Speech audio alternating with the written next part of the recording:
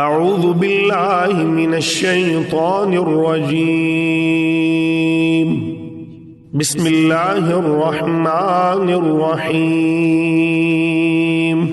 سورہ فاتحہ سورت نمبر 1۔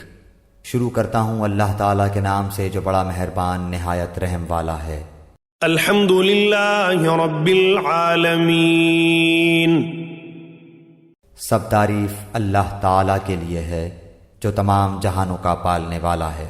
الرحمن الرحیم، بڑا مہربان نہایت رحم کرنے والا۔